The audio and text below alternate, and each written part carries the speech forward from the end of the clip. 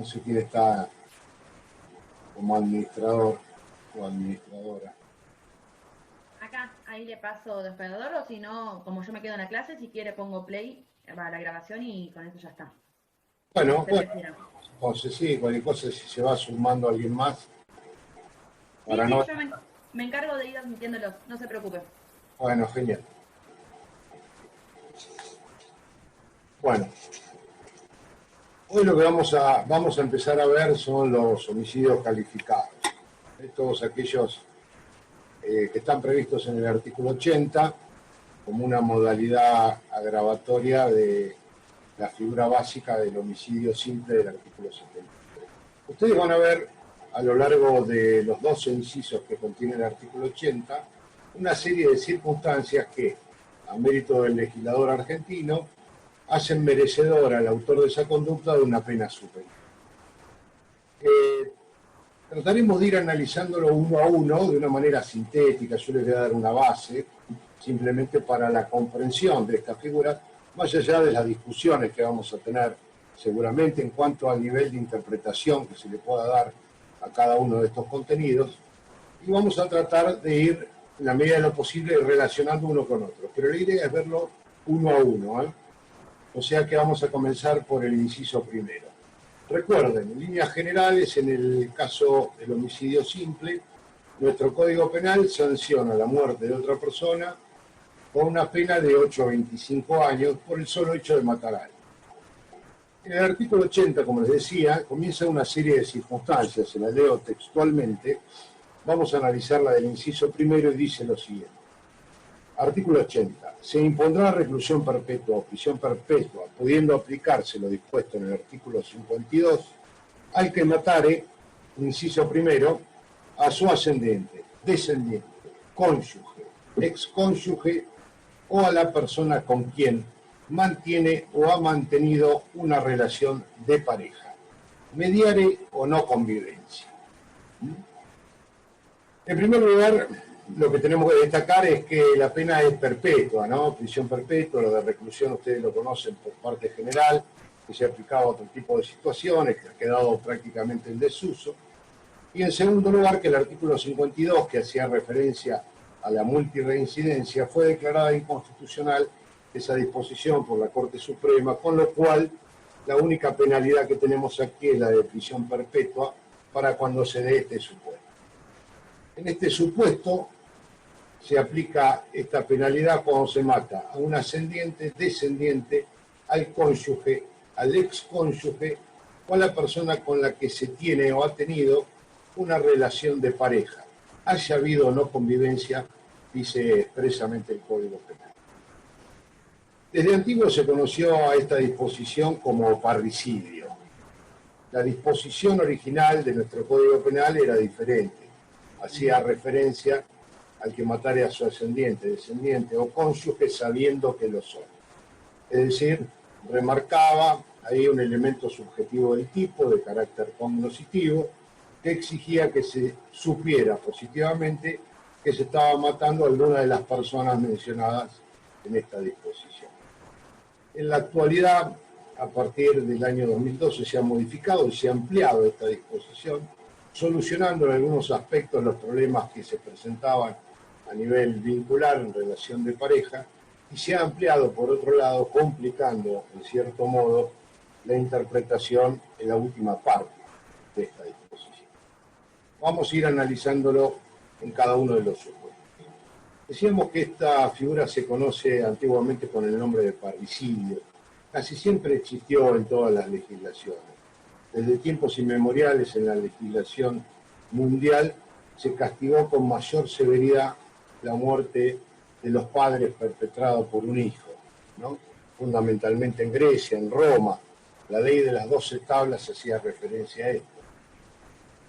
Y luego, de ahí la denominación, ¿no?, de parricidio, aunque respecto de esto hay discusiones terminológicas en cuanto a la etimología de esta palabra, si se refiere a la muerte de un par o a la muerte del padre. De todas maneras, a lo largo del tiempo esto se fue puliendo y por obra fundamentalmente del derecho canónico se hace extensivo también al homicidio del cónyuge, como una forma de protección especial al vínculo del matrimonio.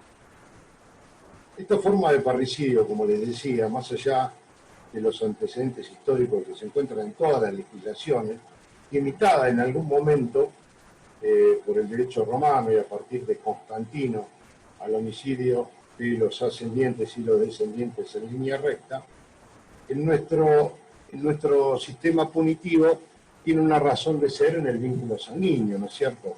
Hay un vínculo superior que, a juicio del legislador argentino, es merecedor de una mayor protección.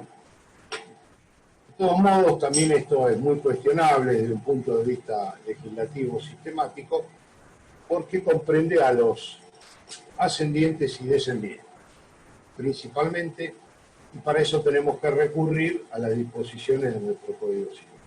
¿Por qué digo que está discutido todo esto? Porque realmente hay una hiperprotección a determinados familiares y en otros casos no se los protege de la misma. Para eso debemos entender correctamente cuál es el significado que se le da al término ascendiente o descendiente. Fíjense que acá hay un sujeto activo y un sujeto activo que están unidos, están relacionados por un vínculo muy particular. En el Código Civil, los artículos 531 y 532, artículos del Código Civil y Comercial de la Nación, nos dicen quiénes son los ascendientes y quiénes son los descendientes. Es decir, toda aquella persona que está unida, o generación, ¿no?, que está unida por una serie de grados no interrumpidos con su padre, su abuelo, esos serán ascendientes. Y los que lo unen con un tronco común son los descendientes, como por ejemplo hijos, nietos, etcétera, etcétera. Y decía esto porque en realidad, fíjense que el hecho de matar a un hermano con el cual me une el vínculo sanguíneo no es considerado una agravación. Ni tampoco matar a un sobrino. ¿Por qué? Porque nuestro Código Civil limita la línea ascendente o descendente solo en línea recta y quedan excluidos los parientes por afinidad. Por lo tanto, es una especie de parricidio limitado exclusivamente a la línea ascendente o descendente, que es por consanguinidad, lo que era por consanguinidad, y exclusivamente en línea recta. En síntesis, matar al padre, matar al abuelo es un supuesto de homicidio agravado. Matar a un sobrino, matar a un tío o matar a un hermano es un homicidio simple. De ahí que estos cuestionamientos se hayan trasladado y se hayan insertado también en otros sistemas, a punto tal que los códigos modernos, como por citar algunos, el de Bélgica, el de Holanda, el de Austria, no lo contemplan al parricidio como un supuesto especial de agravación y son equiparados a un homicidio simple. Otros, como el Código Español, si bien lo eliminan de lo que es las agravaciones especiales, lo tienen contenido como una agravación genérica de cualquier delito contra las personas en su parte general. Y otros, como el caso del Código de México o el caso del Código de Colombia, amplían la protección y no lo limitan exclusivamente a los ascendientes o descendientes y lo hacen extensivo también a la muerte, por ejemplo, de un hermano, es decir, al fratricidio. En nuestro país esto ha sido prácticamente aceptado por toda la doctrina y la jurisprudencia, lo ha denominado como parricidio propio, ¿no es cierto?, es decir, aquellos supuestos en donde se mataba al padre, al abuelo, al bisabuelo, es decir, a todos aquellos ascendientes que por línea recta vinculan al autor del hecho delictivo. Y paralelamente en la línea descendente comprendiendo el hijo, el nieto o el hijo. Como decía, por ¿Un hijo ahora, adoptivo? ya vamos a eso. Como decía, precisamente por esto, que en línea recta quedan excluidos aquellos que tienen que ver con la afinidad o los colaterales, ¿cierto? Por lo tanto, está restringido exclusivamente a una clase o condición de sujeto activo unido al sujeto pasivo por ese vínculo que está determinado por el ordenamiento civil y comercial en nuestro país. Y se había hecho extensivo al cónyuge. Antiguamente el problema, cuando no existía el divorcio vincular en nuestro país, era establecer si aquella persona que todavía no se había divorciado, estaba separada de hecho, podía llegar a ser sujeto activo o sujeto pasivo de este delito, lo mismo que aquel que sabía de antemano, si era de buena fe o de mala fe, la condición por la cual se unía al otro contrayente. Esto traía múltiples problemas, no existía una línea diferenciadora entre lo que era un matrimonio nulo o anulable y los efectos jurídicos válidos o inválidos para el cónyuge de buena fe o de mala fe. A partir de la ley de divorcio vincular en Argentina, nuestro Código Civil y Comercial así lo establece, a partir del divorcio se lo considera excónyuge a la persona con la cual se ha tenido un matrimonio que ha sido disuelto por una decisión de carácter judicial. Pero por si esto fuera poco, también la ley contempla en la actualidad el homicidio del excónyuge como un supuesto de homicidio agravado. Vale decir que ahora ya no interesa si es una persona con la cual se contrae un matrimonio en los términos de los artículos 420, 431 y siguientes concordantes del Código Civil y Comercial de la Nación, o si trata de una persona con la cual ha existido un vínculo marital en esos términos y se ha llegado a una disolución judicial. Mucho menos aún, decía, a partir de la ampliación que esta disposición contiene, que se refiere también y abarca a la persona con la cual se mantiene o se ha mantenido una relación de pareja, haya habido convivencia o no, con lo cual, en el hipotético caso que no estuviera así previsto, quedaría alcanzada por esta disposición. Nuestro Código Civil y Comercial, a mi juicio, ha dado una nueva modalidad o ha entendido mejor lo que era el parentesco, o por lo menos cómo se debe considerar al parentesco en nuestro derecho civil y comercial. Y lógicamente está relacionado con todos aquellos contenidos por sus efectos que incluso se trasladan al Código Penal. Esto viene a colación a la pregunta que me hacían recién. Tradicionalmente se consideró que los hijos adoptivos, los padres adoptantes, no quedaban comprendidos en las disposiciones. Por lo tanto, el homicidio perpetrado por el padre adoptante hacia el hijo adoptivo era un supuesto de homicidio civil. ¿Qué pasó? Si ustedes ven el artículo 529 y 531 del Código Civil y Comercial, se van a encontrar con una definición de parentesco. ¿Qué entiende por parentesco nuestro Código Civil? Y atiende a aquel parentesco por naturaleza, técnicas de reproducción asistida y la adopción, quedando excluido lo que es el parentesco por afinidad. Y luego agrega el Código Civil y Comercial que cada vez que se habla de parentesco en el sistema jurídico civil y comercial, debe entenderse que son parientes aquellos que están mencionados en esta disposición. Es decir, el parentesco por naturaleza, el derivado de técnicas de reproducción asistida y el de la adopción, con lo cual, a mi juicio, hoy no cabe duda que el vínculo de la adopción genera este tipo de relaciones y quedan comprendidos dentro de esta disposición. Con una salvedad, ustedes van a ver, no sé si han visto ya algo de parte general, que la adopción en nuestro sistema civil y comercial admite tres formas. Los artículos 624 y siguientes del Código Civil, C24, C27, C31, consagran tres formas de adopción diferentes. Por un lado, la adopción plena, en el cual el adoptado pasa a tener un vínculo con la familia adoptiva, un vínculo directo con la familia adoptiva. La adopción simple, en donde se da el vínculo nada más que entre adoptante y adoptado.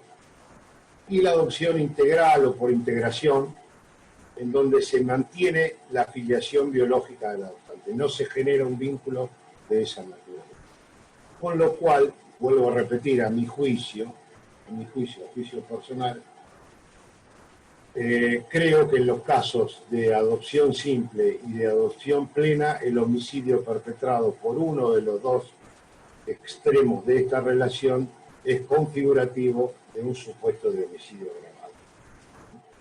Respondiendo un poco a la pregunta, pero es una opinión de carácter personal basada normativamente en las disposiciones de nuestro Código Civil y Comercial, que con posterioridad a lo que decía el Código Penal ha venido a modificar, a mi modo de ver, este tipo de vínculos o de relaciones. En líneas generales, antiguamente se decía que violaría el principio de legalidad si se admitiera a la adopción como un supuesto contemplado en esta disposición del Código, que al no estar prevista taxativamente y ser un vínculo jurídico no sanguíneo, ello podría generar este tipo de inconvenientes y ser contrario al principio de legalidad por no estar especialmente previsto. No obstante esos argumentos, yo creo que también hay un argumento a favor de la otra posición que consiste en lo siguiente. ¿Cuál es el fundamento? ¿Cuál es el fundamento de la gravación en estos supuestos? Fíjense, por un lado tenemos un vínculo sanguíneo, una relación de sangre entre ascendiente y descendiente. Por otro lado, un vínculo jurídico que, como lo es el derivado del matrimonio. Y por otro lado, un vínculo de carácter afectivo, como es la relación de pareja. Con lo cual, no necesariamente todo esto debe limitarse a un vínculo de sangre, puesto que si no, el resto de las hipótesis no tendrían razón de ser, al menos dentro de esta disposición. Si el fundamento jurídico de esta grabación es precisamente el vínculo de sangre, tampoco se explica mucho por qué el homicidio de mi hermano, la muerte de mi hermano, perpetrada por mí, es un homicidio simple a pesar de que me une un vínculo de sangre. ¿Por qué el homicidio, si yo mato a mi tío, al hermano de mi padre, por qué es un homicidio simple si tengo la misma sangre que él? Me unen los mismos vínculos. Incluso tenemos un tronco común. Entonces, el fundamento de la relación vincular basada exclusivamente en el vínculo de sangre desaparecería para darle sentido a aquella posición que limitaba exclusivamente al ascendiente y descendiente, dejando sin efecto a los adoptados o a los adoptantes como sujeto activo o sujeto pasivo de esta modalidad comisiva. Doctor, ¿le puedo hacer una consulta? Sí, un segundito. ¿Se entiende esto que estoy diciendo? Porque en líneas generales, fíjense, si el legislador argentino crea como un supuesto de homicidio agravado un vínculo jurídico, como es el derivado del matrimonio, con igual motivo, igual fundamento, podemos decir que hay un vínculo jurídico entre adoptante y adoptado. ¿Por qué no protegerlo también de la misma manera? Igual. Incluso, perdón, podría ser extensivo también a otro tipo de vínculo jurídico, como por ejemplo el que deriva de la tutela. Simplemente como modo de ejemplo. Vale decir que es una cuestión de política criminal que tiene un fundamento jurídico más bien de carácter histórico que realmente metodológico. Y de ahí que las nuevas legislaciones hayan eliminado estas agravaciones como modos especiales de homicidio y hayan colocado estas relaciones parentales como supuestos generales de agravación o de atenuación según los casos. Si no, fíjense, por ejemplo, en los delitos contra la propiedad, lo que dice el artículo 185 del Código Penal, que exime a determinados parientes cuando viven en un techo común, en fin, y otras características de los delitos contra la propiedad cometidos en perjuicio de esto. Sí, teníamos dos preguntas. Perdón, sí, pero sí. Doctor, yo, Juan Manuel, le quería consultar. En el caso de que una persona matara no a su padre, sino a su padre biológico, no a su padre de hechos, porque en el caso de ser una infidelidad o una situación donde hubiera dos personas en las cuales el padre biológico de la persona no fuera el padre que tutela, digamos, el que ejerce la patria potestad, sino que es otra persona, y que por X situación lo mata. Ahí también se agravaría, aunque no hubiera relación alguna de paternidad entre esos dos sujetos, que es el padre biológico de la persona, No porque no hay entendí. conocimiento. Por Sí, ejemplo, hay dos personas, dos hombres, por ejemplo, una relación de infidelidad donde una mujer tiene un hijo biológico de un hombre, pero tiene a otro hombre, y que como hay una presunción de casamiento, se presume que es el padre del hijo. Esa persona crece, ese vínculo crece, y el nene nacido mata al hombre que es su padre biológico, pero no tiene conocimiento de que es su padre biológico. ¿Ahí se agrava también o cómo queda esa circunstancia? no, esos son supuestos que ya vamos a ver en el caso del tipo subjetivo, ¿no? ¿Cuál es el tipo subjetivo? Antiguamente la ley lo resolvía diciendo, sabiendo que lo son. Es decir, desde un aspecto objetivo y subjetivo tenía que haber una correspondencia y debe seguir existiendo. Es decir, alguien quiere matar a su padre sabiendo que es su padre. Si mata a una persona sabiendo que no es su padre y luego se comprueba que era tal, lo que es un homicidio simple. Tiene que haber conocimiento. Antiguamente, dada la existencia de este elemento subjetivo distinto del dolo, sabiendo que lo son, estoy hablando de la legislación anterior, hace 10 años atrás, se exigía un dolo directo. Hoy ha desaparecido esa vieja y tradicional fórmula que decía sabiendo que lo son, con lo cual podría llegar a ser admisible el dolo eventual. Vale decir que en la hipótesis que vos me planteaste, si duda acerca de ese vínculo que tiene con ese señor, con esa persona, y no obstante acepta sus consecuencias y el resultado, podríamos llegar a estar en presencia de un delito agravado si el autor ha obrado con dolo eventual en ese supuesto. Ahora, si ignoraba completamente que era su padre, solo hay un supuesto de homicidio. Porque para el agravante se requieren los dos, digamos, las dos partes, digamos, el englobante y el cognitivo. Ambas partes deben estar presentes para agravar la pena.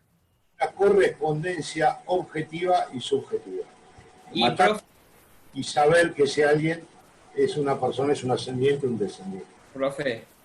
y por ejemplo, el que se comportó toda la vida como un padre y el hijo piensa que es el padre, pero sin embargo no lo era. Era un... No, lo mismo.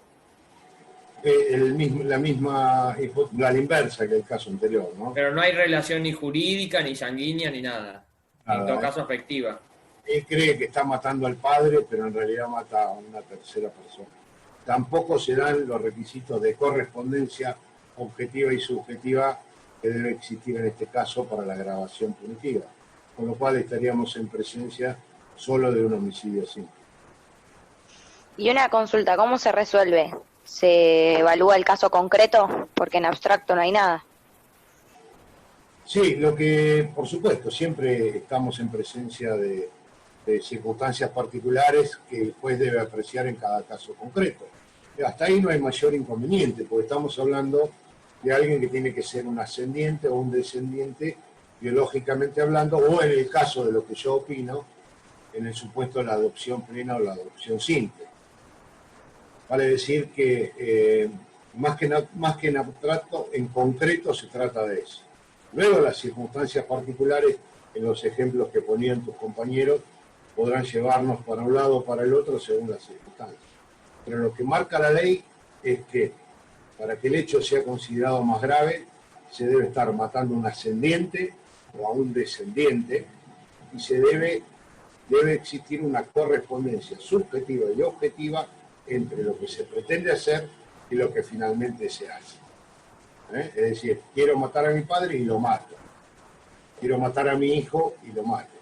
Y eso debe estar correspondido naturalísticamente o por un vínculo de adopción, de modo de ver, entre lo que es la relación afectiva desde un punto de vista sanguínea o jurídica según se trate de un ascendiente natural, descendiente natural o a través de un vínculo de adopción, en la forma que lo hemos visto.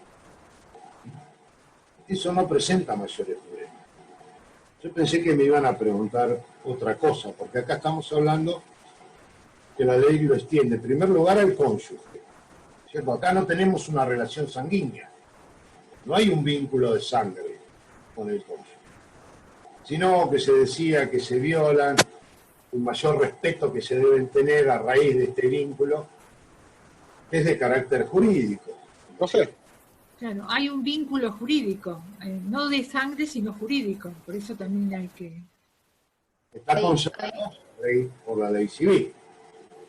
A eso iba hoy mi pregunta, cuando hablabas de la adopción simple, que sería no genera vínculo jurídico al resto de la familia, con el resto de la familia.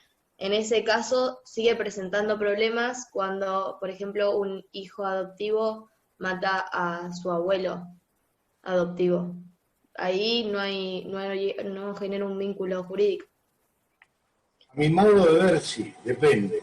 Vamos al Código Civil, vos fijate lo que dice el artículo 624 del Código Civil y Comercial, que es el supuesto de la adopción plena. En la adopción plena, el adoptado genera un vínculo con el resto de la familia del adoptado. Con lo cual, en ese supuesto que me diste vos, a mi modo de ver. Nombré la adopción simple, por eso, es como que sigue presentando problemas. La adopción simple, yo lo veo en la adopción simple, artículo 627 del Código Civil y Comercial, no me equivoco, el vínculo es entre adoptante y adoptado nada más. No se extiende al resto de los familiares.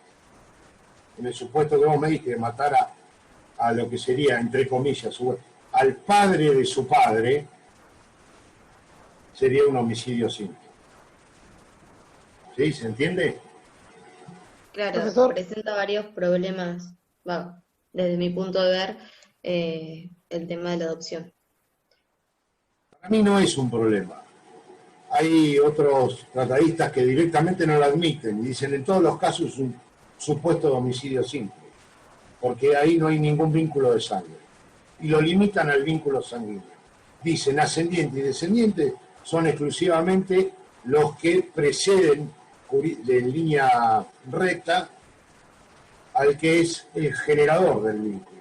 Es decir, en línea ascendente, padre, abuelo, siempre sanguíneo y en línea recta. Para ello no presento tampoco ningún problema, directamente no lo admiten. Profesor.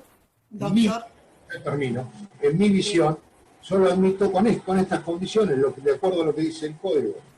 Es decir, un supuesto de adopción plena haría incurrir al adoptado en un homicidio calificado si mata a su adoptante o a cualquiera de los familiares en línea recta. Si se trata de una adopción simple, solo podría incurrir en un parricidio limitado porque está limitado por el vínculo entre adoptante y adoptado. Es decir, si mata al que lo adoptó, o viceversa, ¿no es cierto? Y en los casos de la integradora o por integración, ahí directamente es un supuesto de homicidio. Pero no presenta, a mi modo de ver, ningún tipo de dificultad. Es simplemente una interpretación integral con las normas del Código Civil. Recuerden lo que habíamos dicho en la primera clase, también a mi juicio, que es esto: el derecho penal no inventa conductas, las toma, las selecciona del resto del ordenamiento jurídico. Y simplemente asigna una pena cuando considera que es merecedor de una sanción mayor. Pero no está inventando relaciones jurídicas. El derecho penal no las crea, las toma del resto del ordenamiento. Ahora, ¿qué pasa? El resto del ordenamiento jurídico va evolucionando y va cambiando. El derecho penal se ha ido quedando en ese aspecto. Y se tiene que ir adaptando. Lo mismo vamos a ver, y se los dije, cuando veamos, por ejemplo, la quiebra fraudulenta. Si ustedes van al artículo 176 del Código Penal, van a ver que se habla del deudor comerciante, del comerciante declarado en quiebra, que en fraude a sus acreedores actúa de determinada manera. Y el concepto de comerciante ya no está más. Por lo menos no está más en el modo que existía en el viejo Código de Comercio, en los artículos 1 y 8 del viejo Código de Comercio. El concepto de comerciante se ha modificado. Ya no existe en el resto de la ley. Entonces, tenemos dos alternativas, o decir, que la disposición penal ha generado un vacío legislativo y resulta inaplicable, o integrar la disposición penal con la actualización del resto del ordenamiento jurídico, que es lo que estoy haciendo, por lo menos personalmente, en este caso de la adopción. Doctor, ¿le puedo hacer una pregunta? Con respecto a la frase relación de pareja, que dice el inciso. Eso... Por un lado, claro, ¿qué es lo que se entiende? ¿Cuál es el plazo mínimo que tiene que tener esa relación de pareja para que se considere agravante? No lo establece. Ahí tenemos un gran problema, ¿no? Porque fíjense, el otro supuesto, o sea, lo podemos dividir en tres partes. El primero, limitado a ascendientes o descendientes. Vínculo sanguíneo limitado en línea recta a esos supuestos. ¿Sí? Yo les agregué una visión particular en donde incluía a la adopción. Pero es una visión particular. El segundo supuesto es del cónyuge o ex-cónyuge. Persona con la cual se tiene o se ha tenido un matrimonio en los términos también de nuestro Código Civil y Comercial. Un matrimonio celebrado con las formalidades dispuestas por ese código en territorio argentino, con validez territorial argentina. Y una tercera fase que está dada por la relación de pareja, con quien se tiene, se mantiene o se ha mantenido una relación de pareja. Incluso, aclara la norma, haya habido no convivencia. El tema es delimitar relación de pareja. ¿Qué es una relación de pareja? Usted me preguntaba por plazos. Plazos. No existe ninguno. ¿Por qué ponerle un plazo? Salvo que lo identifiquemos con la unión convivencial. ¿Ustedes han visto algo de civil parte general? Sí, yo justamente pensaba en los casos que no encuadran dentro de la unión convivencial, que tiene que ser un plazo mínimo de 2 años. ¿Qué pasa con una relación de no sé, un mes? Exactamente, muy bien. El artículo 509 del Código Civil y Comercial nos dice lo que son las uniones convivenciales, que tiene que ser de carácter singular, permanente, estable, pública, notoria y no un mínimo de 2 años. Exacto. Muy bien.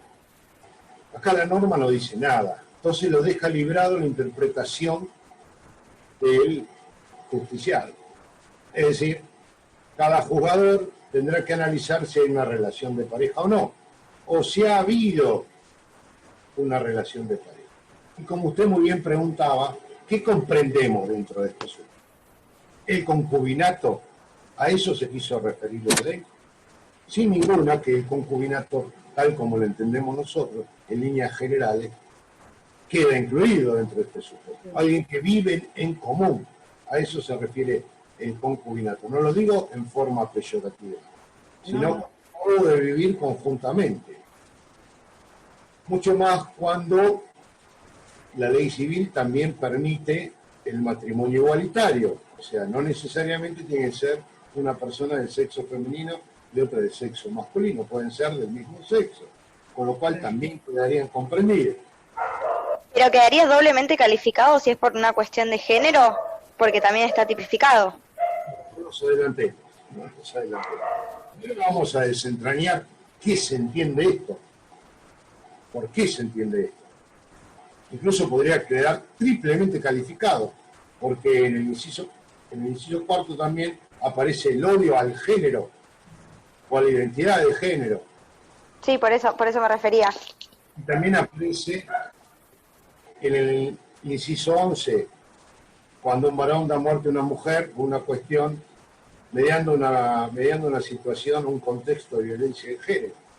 O sea, tenemos varias normas que podrían superponerse en este supuesto. Por eso tenemos que aclarar bien cada uno de los supuestos.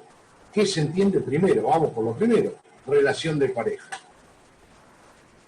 Puede ser actual o pasada. Entonces, aquí comprendemos también el noviazgo. ¿No? Aunque no tiene contornos muy definidos. ¿Qué podemos decir de una relación de pareja? ¿Cuándo hay una relación de pareja?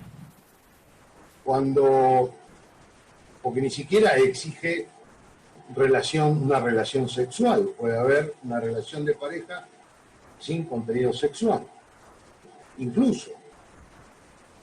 O sea, los contornos son difusos. Podemos decir que un noviazgo es una relación de pareja, sin ninguna duda. Pero ¿cuándo se da esa hipótesis? ¿En qué situación? Una salida transitoria, esporádica de dos personas que se ven una vez al mes, ¿es una relación de pareja? No sé. ¿Quieren o no? Esa es la ¿Pero pregunta. se ven constantemente o solamente Esa se es la vieron una duda. vez? Puede ser una relación virtual. No, pero igual, es tan ambiguo que uno, o sea, es sujeto de muchas interpretaciones. Ven, El tema es incluso, profe, si los mismos que conforman la pareja lo ven como una pareja o no, si no lo ven como una relación seria, una relación en la cual los dos están unidos por un vínculo, sino que simplemente es una relación esporádica, eso también podría ser una situación. Yo creo que es muy ambiguo, no hay una manera de decirlo. depende de la, Realmente los vínculos hoy en día son complicados. depende de la subjetividad de cada uno. A lo mejor uno dice, yo lo consideraba mi novia, y del otro lado me dice, no, para mí era una salida transitoria, yo lo veía una vez cada tanto, y jamás lo tuve en cuenta. Pero eso no da lugar a mucha discrecionalidad judicial también. Realmente, de ahí que buen padre diga que la excesiva vaguedad y la actitud que tiene esto va en contra del principio de taxatividad que debe exigirse a toda norma de derecho penal que se precie como tal. Porque incluso, fíjense, que dice, o haya tenido, es decir, que se refiere a situaciones del pasado. Vamos a suponer que yo hace 25 años atrás tuve una noviecita,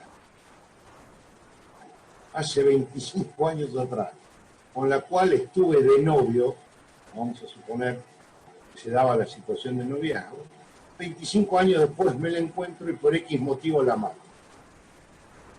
Sería un supuesto de agravamiento, a pesar de que pasaron 25 años, tampoco hay un plazo de caducidad. Es evidente que acá quiso protegerse a todo tipo de relación convivencial, y de eso no hay ninguna duda. Estamos todos completamente de acuerdo en que lo que se llamaba concubinato también debería quedar abarcado por la protección penal. Pero, desafortunadamente, el legislador argentino utilizó una fórmula muy elástica, muy vaga y ambigua, que da lugar, o que puede dar lugar, a este tipo de imprecisión. En cada caso, el juzgador deberá analizar si se dan ese tipo de situación como para acreditar que se trata o se trataba de una relación de pareja. Profesor, ¿se escucha? Sí, escucho. ¿Se podría determinar esa relación de pareja con el proyecto de vida en común de las dos personas? Sí, claro. Sí, claro. Va a estar unido por varios ingredientes, ¿no? El proyecto de vida en común, la notoriedad, la publicidad, digamos, que se haga público, no, todo esto. Pueden ser pautas o parámetros para tener en cuenta, pero siempre en el caso concreto. Pero eso es una cuestión social. Exactamente. Claro, justamente. No Y tiene que ver con la cultural, es una apreciación, claro. Con la filosofía del derecho, digo, esto de la construcción de los vínculos que se van dando a raíz del paso del tiempo. No es lo mismo un noviazgo hoy o una relación hoy o una pareja hoy que hace 20 años atrás. Me parece que yo creo que el tema de la pareja hace alusión a esto, a que hay varios distintos tipos de parejas, hasta parejas o relaciones abiertas, no sé, como no. Yo creo que tiene que ver con eso, con no poder, porque si ponemos concubinato o ponemos noviazgo, como que también es medio cerrado. Sí, me parece una cuestión social encuadrada en algo antiguo y que hoy ya no sé si da lugar y a rotular cada relación de una manera. Exacto. Y en base a eso ver si, bueno, en mi caso, por ejemplo, el tipo me mató y eso es un homicidio calificado por eso o no. Pero si no lo rotulás, ¿cómo lo tipificás? No, y está bien que sea pareja y que no sea un noviazgo, por ejemplo, que no sea concubinato. Digo, Pero ¿qué pareja pones? puede ser una pareja abierta, puede ser una pareja, Sí. no sé. Claro, me Más parece que ambiguo ponerle un todavía título sería. de noviazgo o de concubinato o de matrimonio o lo que sea, o sea, queda a Sería criterio encuadrarlo. de las dos personas o de las personas que integren la relación vincular, sexoafectiva o no. Pero sería todavía más ambiguo lo que dice. Están hablando, está muy bien, toda esta discusión. ¿Cuál sería el fundamento de la grabación?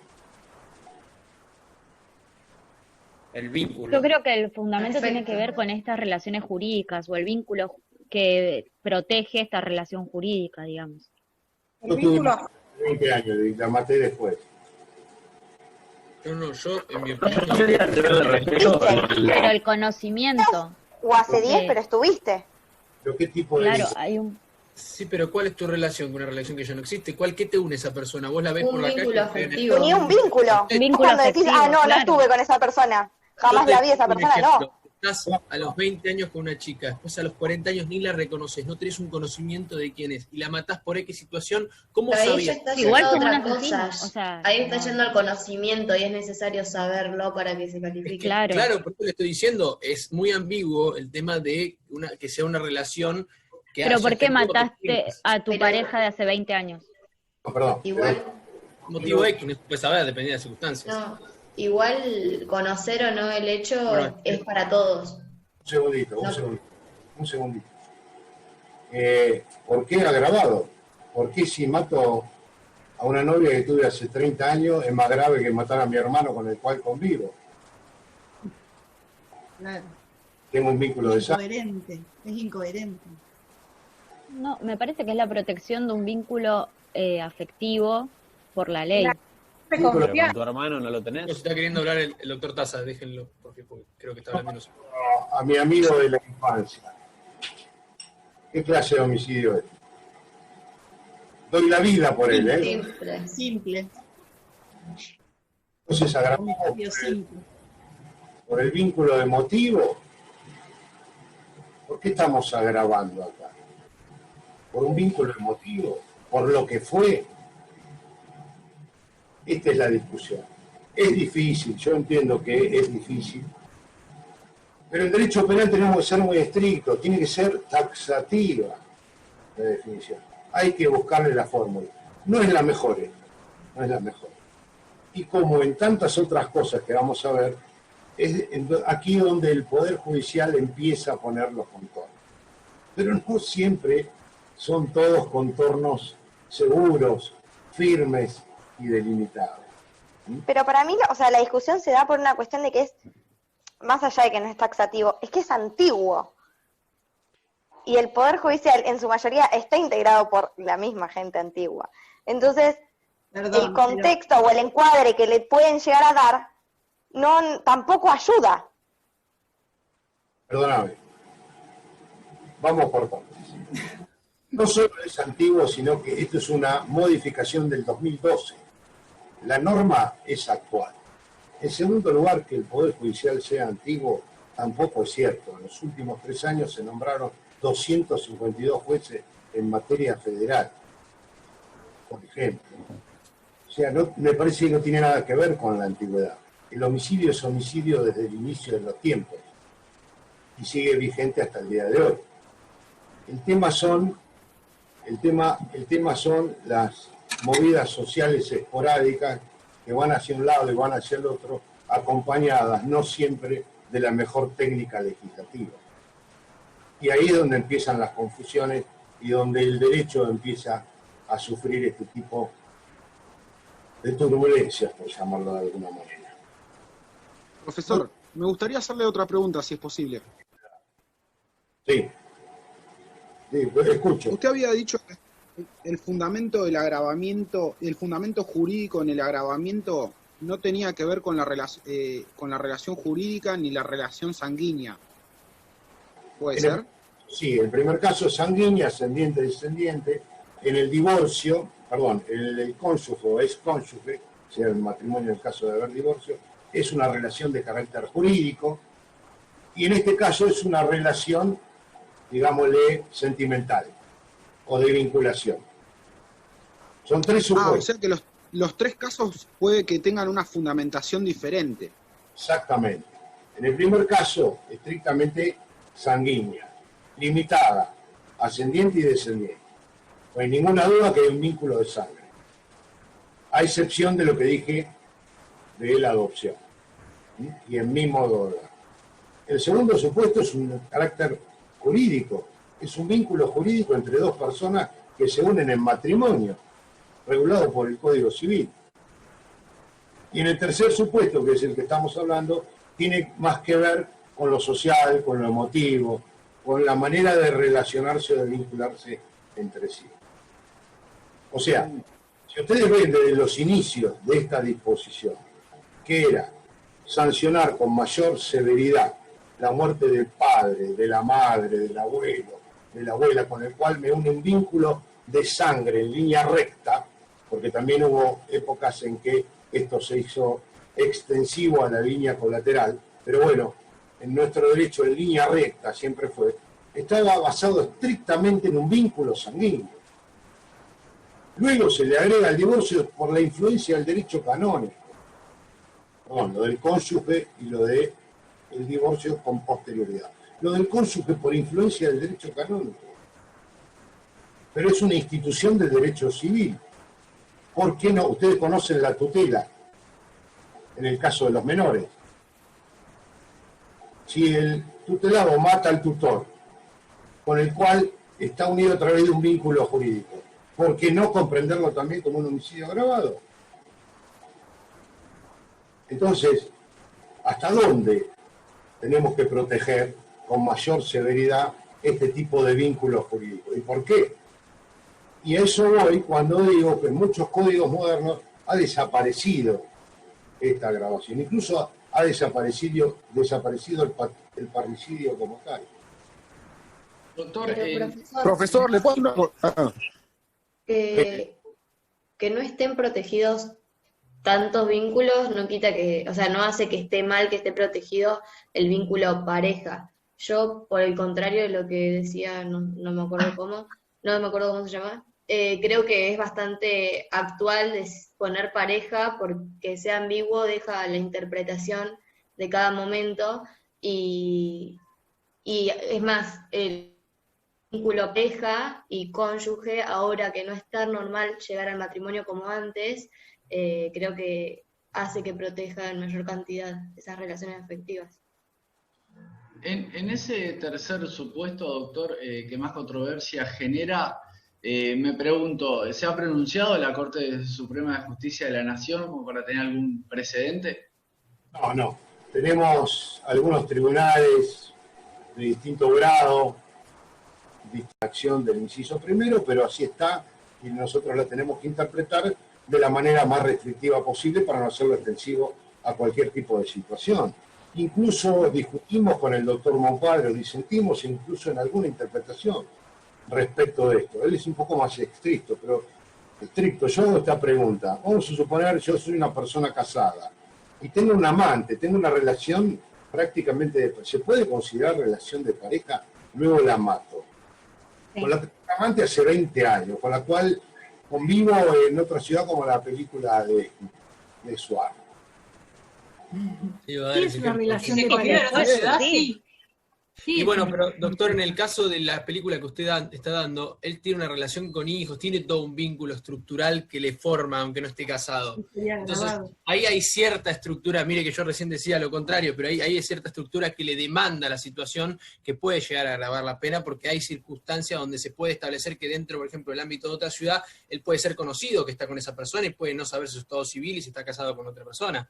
Puede presuponer una relación de muchos años. Sí, buen punto. Ahora depende de los demás. Vamos a suponer que ustedes tienen 20, 22 años, salen con alguien y ustedes lo consideran novio, pero por ahí no es público, salen una vez por semana. Bueno, ahora no, pero se encuentran en el boliche cada tanto. ¿Es necesario que se lo presente a mi mamá para que sea mi novia? No. No. No. Sería la última persona que se la presento, pero bueno, eso es otra discusión. ¿Cómo se mide esto? Ahora vamos al hipotético caso, ¿no?, de la película. hace 20 años que estoy casado y resulta que hace 10 tengo un amante, ahí escondida en un departamento y en otra ciudad. ¿Es una relación de pareja? Sí, doctor, es una relación de pareja. Sí, es una relación de Tiene un pareja. problema Parecería, de infidelidad con su que esposa sí. legítima, es otra historia. Corre por otro lado. Pero Claro, tiene dos parejas en todo caso. No da lugar, como que la interpretación es tan restringida que ya es como que prácticamente sí, pero bueno. Les digo una cosa, yo creo que sí y el doctor Bonpadre me dice que no. Fíjense la diferencia de expresiones a las que se puede llegar precisamente por no tener una redacción muy clara o no haber encontrado la fórmula correcta para definirlo, ¿no? Sí, me preguntaban algo. Doctor, sí, yo quería preguntar porque a veces la frase pareja se usa en otros sentidos, no en sentido afectivo, que sería en este caso tal vez el supuesto. Yo trato de pensar, por ejemplo, en un sentido dentro del ámbito de la educación donde se trabaja con parejas pedagógicas. Sí. Dos personas que trabajan estrechamente durante mucho tiempo para ofrecer un servicio educativo. En ese caso, ¿tiene algo que ver con esto? No, es correcta la aclaración porque si vamos al diccionario, pareja tiene que ver con eso, ¿no? Pareja puede ser de muchas cosas. Acá estamos hablando de un vínculo afectivo, de un carácter emotivo del vínculo. En los casos del divorcio, ¿qué sucede? Los casos de divorcio tenemos ahí, ustedes ven en la segunda parte, se habla del cónyuge y el ex cónyuge. O sea, si yo mato o ustedes matan a su ex cónyuge, es decir, a la persona con la cual estuvieron casados y luego se divorciaron, cometen también un homicidio agravado. Está comprendido dentro de este inciso primero del artículo 80. No hay ninguna duda. Profesor, ¿puedo hacer una consulta? Sí, cómo no. Te escucho. Quedó sin audio, Lorenzo. Hay quien preguntó que pregunte, yo pregunto después, no hay problema. No, preguntá vos, Lorenzo, bueno. yo pregunto después, dale. Pregunto. El caso de este hombre casado que tiene un amante. Sí. Para buen padre no queda grabado el supuesto, ¿no es cierto? Sí. Bueno, supongamos que la misma relación que tiene con ese amante, la tiene pero no está casado. ¿Quedaría grabado? Es decir, tiene un amante, amante no fuera del matrimonio, decís. Claro, si no estuviese casado pero tuviese la misma relación con esa mujer, ¿quedaría grabado o no? Para mí sí, pero buen padre, que no. No le pregunté exactamente por eso, pero... Claro, si estuviera de novio. Claro, digamos, o sea, por el hecho de que esté casado no queda grabado. Por eso digo que tenemos visiones diferentes en algunas cosas y en este aspecto, ¿no? Pero va a depender muchísimo de las circunstancias particulares de cada caso. Entonces no se puede formalizar a priori una definición más que dar pautas generales, interpretativas, y después analizarlas en concreto sobre el particular, ¿no? Profesor, sobre el mismo caso, una pregunta.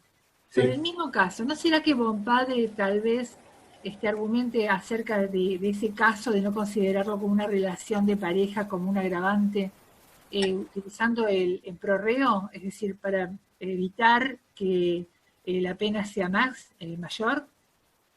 Bueno, no, él lo utiliza el indubio prorreo en otro tipo de circunstancias, especialmente acá en lo que refiere a las circunstancias extraordinarias de atenuación, lo que me quería referir antes de que termine la clase, porque si no nos vamos a andar quedando sin tiempo, son 18:06, para respetar un poco los horarios de la facultad también, ¿no? De aquellos que tienen otras horas inmediatamente seguidas a esta. No, pero no lo hace desde ese punto de vista, lo ve desde el punto de vista de la taxatividad penal, de la certeza, del principio de certeza y de taxatividad, que pueden contrariar el principio de legalidad. Ese es su modo de ver. Pero incluso estoy pensando ahora, se me ocurrió, si quieren, una vez que terminemos con este análisis de todo el artículo 80, y no tan extenso, porque si no, no nos va a alcanzar el cuatrimestre, no vamos a llegar a terminar ni siquiera este articulado, le podemos decir al doctor Bonpadre que nos dé una charla acerca de esto y le podemos preguntar directamente a ver qué opina de estos casos puntuales. Si ustedes están de acuerdo... estaría buenísimo. Una muy buena idea. Y estaría bueno también armar un foro de debate. Nosotros en otras materias en el campus virtual hemos armado foros de debate también. Estaría bueno hacerlo. Sí, bueno, pero sin llegar a tanto lo podemos molestar otra vez, como tantas veces lo hemos molestado a Bonpadre, ya sea en forma presencial en su momento. Ahora le podemos decir, si nos hace la gauchada, una vez que terminemos de analizar el artículo 80, que nos venga a hablar un poco de todo esto, haciéndole saber que lo vamos a martillar a preguntas, y entonces a partir de ahí nos puede dar una explicación de su visión, ¿no? Pero sería muy bueno y muy nutritivo para la clase, profe, porque algunos de los que seguimos el manual de Bonpadre, el suyo o algunos otros, nos ha servido mucho, digamos. Sería muy bueno para terminar de complementar la bibliografía que tenemos y no quedar solamente en una hoja de papel que leemos, sino realmente comprender a dónde apunta el autor. Eso estaría muy bueno. Sí, él es muy claro, además de ser una gran persona. Yo creo que con gusto, si tiene posibilidades, va a estar con todos nosotros en cualquier momento. Pero me gustaría terminar todo esto. Primero, ver por lo menos el artículo 80, finalizarlo, y si seguimos así vamos a terminar en diciembre con el artículo 80. O sea que vamos a darle un poquito más de velocidad, ¿sí? ¿Les parece? Sí, doctor, por favor. Doctor, una pregunta sobre todo lo que se habló. Esta falta de taxatividad en este artículo, ¿usted piensa que es un error de los legisladores o esto fue hecho para dar una amplitud de interpretación? Porque es tan burdo, es tan genérico, que me cuesta pensar que sea un error. ¿No habrán querido dejar esto abierto en desmedro de la taxatividad del artículo?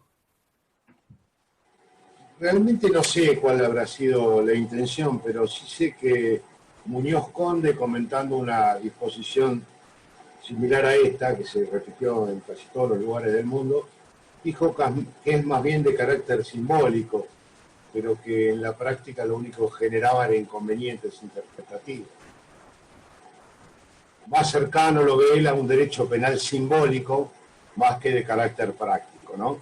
Porque en definitiva el legislador lo que hace es transferir al Poder Judicial la resolución de este tipo de controversias y encuadrarlas en debida forma. Realmente no sé cuál ha sido el objetivo. Creo que ha sido, pensando bien, un objetivo tuitivo, tratando de proteger, como decía una compañera de ustedes recién, a las relaciones de pareja, que lo veía bien, más que nada desde un punto de vista actual. Creo que fue inspirado por ese ánimo. Pero creo que la concretización en términos lingüísticos y expresivos no ha sido la más adecuada. De todas maneras, creo que podría buscarse una fórmula un poco más precisa. Es difícil, pero todo depende de qué objetivo se persiga. Mucho más cuando, como vamos a ver ahora a continuación en el análisis del artículo 80, otras protecciones específicas que contemplan situaciones similares. No es que se quiera desproteger a alguien o proteger a alguien en desmedro de otro. ¿Se entiende? Entonces me parece que ha habido un exceso, un celo legislativo, y cuando se producen estos hechos, a mi modo de ver, lo único que se hace es generar mayor confusión. El derecho penal tiene que ser taxativo, terminante, y debe ser comprendido por toda la ciudadanía. ¿Qué es lo que está prohibido? ¿Qué es lo que está prohibido con mayor severidad, castigado con mayor severidad? Y punto. Y tiene que estar al alcance de cualquiera. Ahora fíjense que con estas redacciones, con estas expresiones, lo único que se genera es una confusión que ni siquiera los jueces saben qué situaciones abarca y cuáles no. Entonces me parece que ha habido un exceso de celo legislativo y creo que, como dice Muñoz Conde, tiene más bien carácter simbólico que efectos prácticos. En síntesis, ¿no? Pero bueno, Continuemos y luego haremos un análisis de todo el articulado. Esto lo podemos seguir conversando después, no hay ningún problema.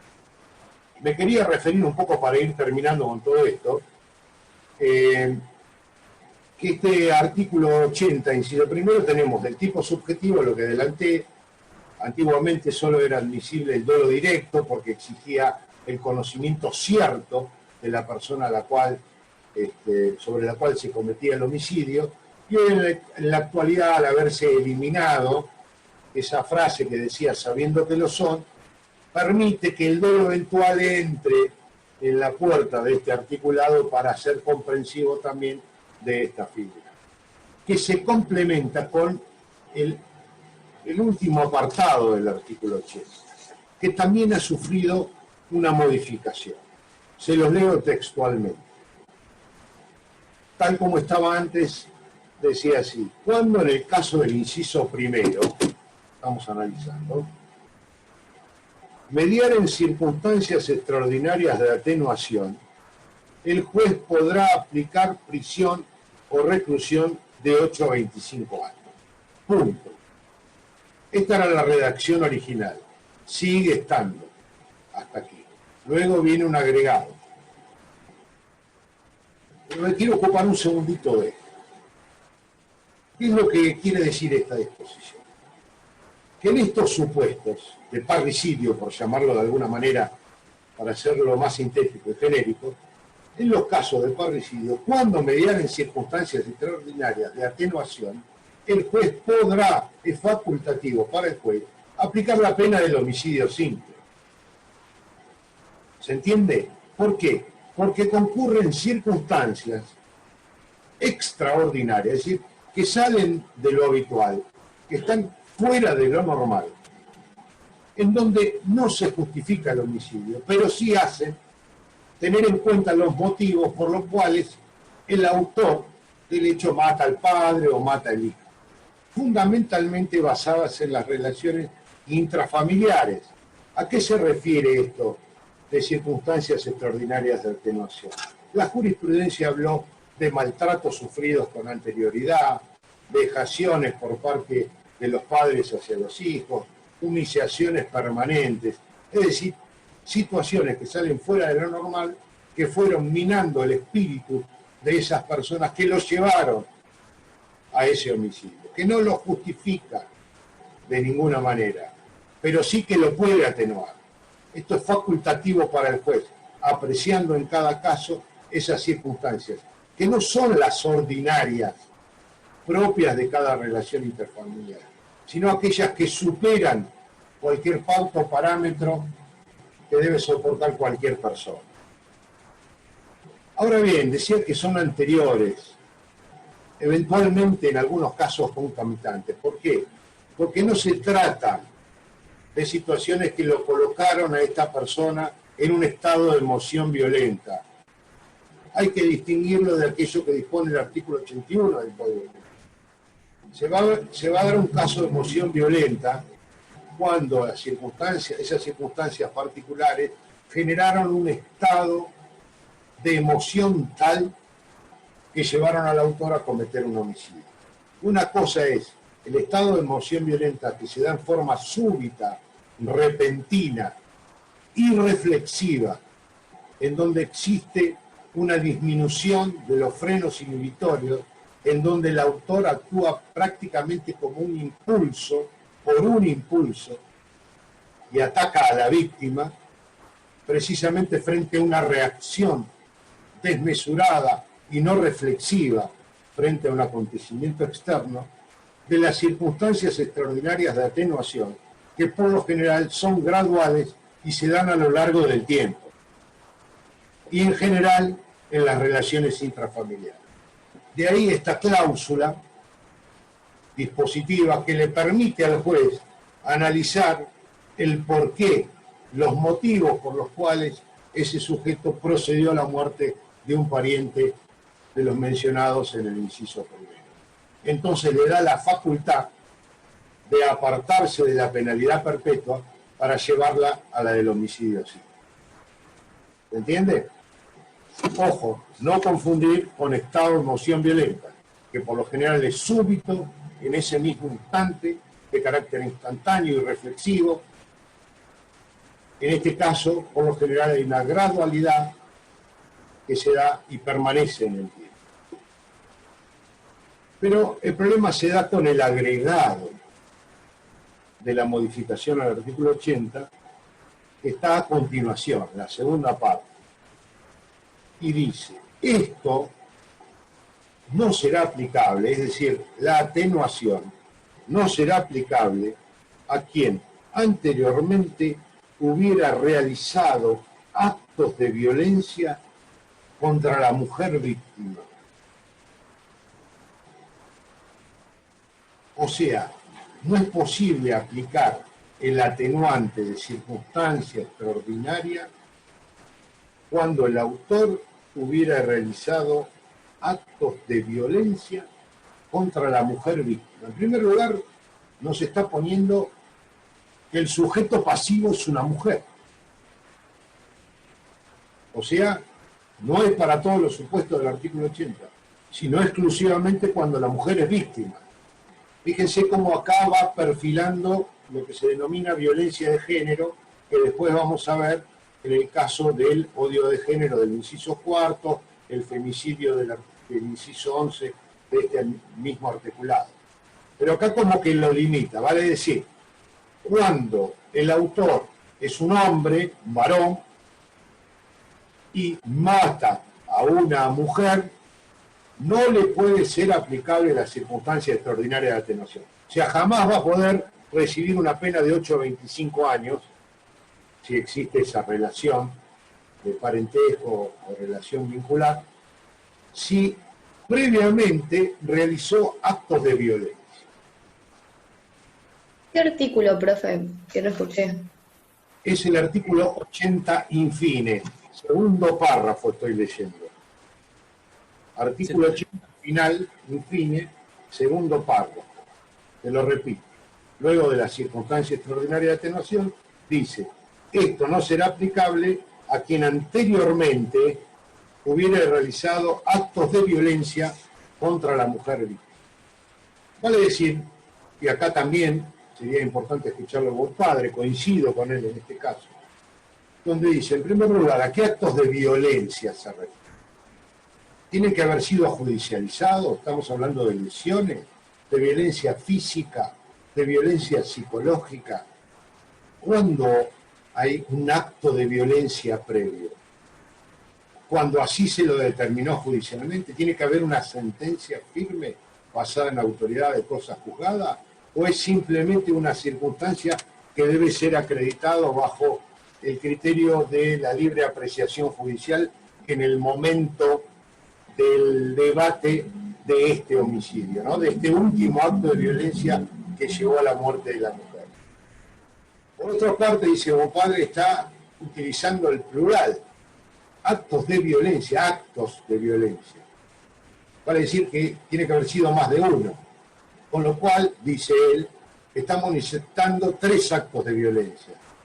2 que hacen la pluralidad, más este que es constitutivo del homicidio. Otra vez nos encontramos con un problema de vaguedad en cuanto a la taxatividad que debe exigirse en este supuesto. Nos damos cuenta de qué quiso decir el legislador, pero lo ha dicho nuevamente de un modo no muy correcto, ¿cierto? Que da lugar, o puede dar lugar, a este tipo de interpretaciones diversas.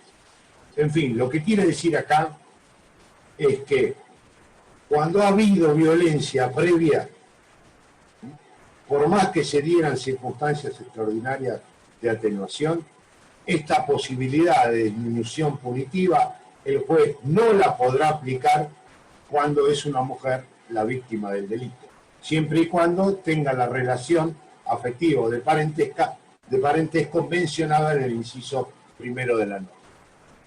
¿Se entendió? Perdón, quisiera hacer una pregunta. ¿Me podría dar un ejemplo de circunstancia extraordinaria que no sea un estado de emoción violenta? Sí, te decía, normalmente la jurisprudencia habló de malos tratos, por lo general en la infancia, de vejaciones a las que sometía el padre al hijo, humillaciones de carácter social en forma permanente, prolongada en el tiempo, en fin, diversos supuestos que pueden llevar a que en el ánimo del autor hubiera habido se hubiera enquistado de un odio o una aversión a esa relación de parentesco, ¿no? Por lo general constituida fundamentalmente por maltratos familiares ocurridos en el seno de una familia. Las circunstancias... El padre que tenía encadenado al hijo durante un tiempo. Ha habido supuestos en los que se consideró que los constantes desaprobaciones de carácter social, tanto en el colegio como en la relación familiar y social, pudieron haber llevado al hijo a cometer el homicidio de su padre tiempo después. El haberlo tratado de minusválido o discapacitado mental delante de todo el mundo durante mucho tiempo a lo largo de toda su infancia, llevaron al chico que después terminara matando a su madre. Hubo supuestos en donde los jueces consideraron que ese tipo de humillaciones podían dar lugar a las circunstancias extraordinarias de atenuación.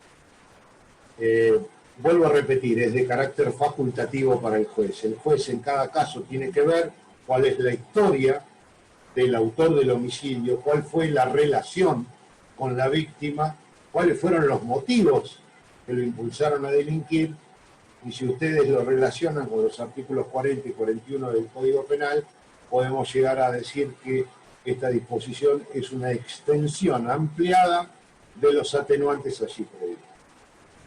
Doctor, a mí me surge una pregunta que por ahí es muy equívoca porque no la analicé, me surgió, pero igual se la hago. En este supuesto de que no hay atenuación cuando la violencia es contra la mujer víctima, ¿no?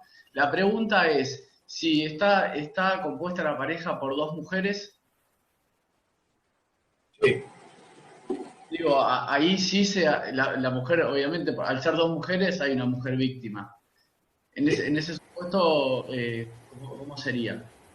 Muy buena pregunta. Esto lo tenemos que relacionar, y a eso iba lo siguiente, con el supuesto del femicidio, que es el que vamos a ver en el artículo 80. Relacionamos el primero, el inciso 1, que estamos viendo, con el inciso 4. Ustedes van a ver ahí que hay el homicidio por placer, codicia, odio racial o religioso. Luego dice de género, identidad, etcétera, etcétera. Y el inciso 11, perpetrado por un varón sobre una mujer, mediante violencia de género. Estos tres los vamos a integrar. Y ahí vamos a ver quién puede ser autor del delito, quién puede ser sujeto pasivo del delito y en qué contexto. Luego esto nos puede llegar a dar una solución de carácter interpretativo acerca de quién queda comprendido, como bien preguntaste, en esta hipótesis de circunstancia extraordinaria de atenuación. Y a esto tiene que ver con lo que les decía anteriormente, de que cuando se tienen buenas intenciones y se recurre al Código Penal, hay que ser muy cuidadoso, porque si no vamos a entrar en una superposición normativa que en vez de clarificar va a perjudicar lo que realmente se quiso sancionar. Y logra, por lo general, el efecto inverso. Pero bueno, lo vamos a dejar, creo que ya nos pasamos de la hora. Sí, nos hemos pasado un poco, le pido perdón a los coordinadores de la facultad, a ustedes también, por supuesto, pero bueno, como es entretenido, por ahí nos extendemos un poquitito más. Si les parece bien, la clase que viene hacemos este análisis integral, yo les voy a ir subiendo algo de material, por si alguno lo quiere ir viendo. Es muy opinable también todo, por supuesto, tiene distintas interpretaciones de lo que vamos a ver en el inciso primero, el inciso cuarto y el inciso 11 del Código Penal. Así ya con algo de material. ¿Perdón? Doctor, ¿ya termina la clase usted acá o le puedo hacer una consulta sobre el artículo que recién nombró, porque en comparación con uno cortita? Como prefiere usted. Sí. Te la consulto rápido. En el artículo que recién analiza, en el final del 80, habla de una prisión por reclusión más, de 8 a 25. Y en el 82, cuando habla de la circunstancia de atenuación que podría ser la emoción violenta, el artículo 81, primer inciso, habla de 10 a 25. ¿Eso tiene algún sentido? ¿Es alguna cuestión legislativa o es meramente porque fue tipificado de esa manera? No, no tiene ningún sentido y fue declarado inconstitucional, entre otros, por la Cámara de San Isidro, pero no tiene que ver con esto, porque ahí estamos confundiendo circunstancia extraordinaria de atenuación con emoción violenta. ¿Te acordate que dije no es lo mismo? Claro, por eso le consultaba, no es lo mismo, pero le consultaba que no se podría tomar la emoción violenta como una circunstancia de atenuación en sentido extraordinaria. No, en ningún momento, bajo ninguna circunstancia, bajo la El tema de los 22 es un error de política legislativa, fue declarado inconstitucional en su momento. Soler lo corrigió en su proyecto de 1960, colocándole una penalidad muchísimo más baja, si no me equivoco, de 2 a 8 años, pero bueno, las sucesivas reformas y derogaciones al Código Penal hicieron que renaciera la disposición con una penalidad totalmente desproporcionada en contra de todo principio de culpabilidad y de proporcionalidad punitiva. Ya vamos a ver más adelante que no tiene ninguna razón de ser, pero eso lo vamos a analizar cuando veamos el estado de emoción violenta y seguimos así dentro de 15 clases. Porque hasta ahora hubo un inciso. Hemos visto la clase de hoy un inciso y seguimos así, no vamos a llegar nunca. Pero bueno. Gracias, doctor. Fue muy entretenida la clase y la verdad que sirvió mucho porque aclara muchas dudas sobre un tema que genera bastante controversia, así que le agradezco personalmente. No, por nada.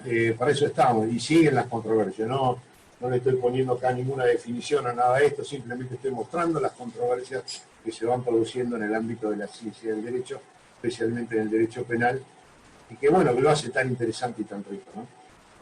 Pero no quiero ser irrespetuoso con la gente de la facultad, discúlpenme, pero ya nos tenemos que estar yendo. Yo les voy a ir subiendo algo de material y la clase que viene lo hacemos integrador, inciso primero, cuarto y 11. Si les parece, más todo lo que ustedes tengan para aportar y preguntar u opinar al respecto. Gracias. Gracias, doctor. Que tenga una buena semana. Perfecto, doctor. Muchas gracias. Muchas gracias. Gracias a todos. Hasta Gracias, luego. doctor.